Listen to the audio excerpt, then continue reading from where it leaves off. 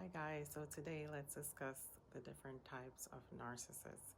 There are two primary types of narcissists we're going to discuss, which is covert and overt narcissists. So here's a breakdown between the two. An overt narcissist is usually very extroverted. They openly display their grandiosity and sense of entitlement. They're often seeking admiration. They're more confident. They're assertive. Sometimes they can be aggressive in their pursuit for attention.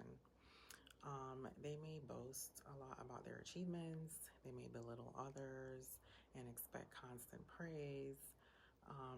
Their self-centered behavior is more visible to the open eye and can be perceived as arrogant, per se.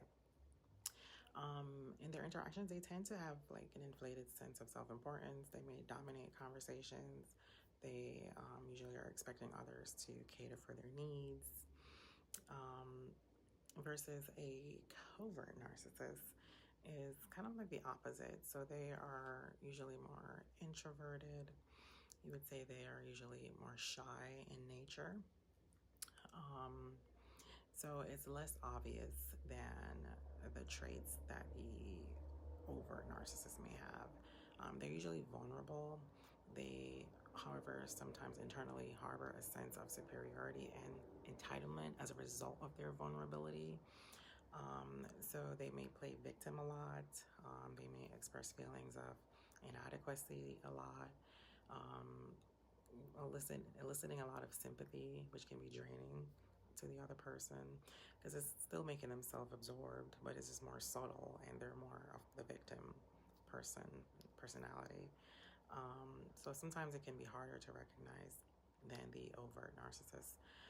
So the covert narcissist, they might engage in passive aggressive behaviors and may often feel misunderstood, unappreciated. They can gaslight in subtle ways as well.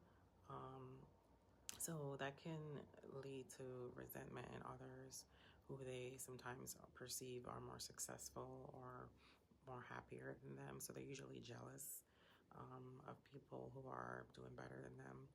So while narcissists seek attention and validation openly, the covert narcissists do so in a more subtle way, indirect mannerisms.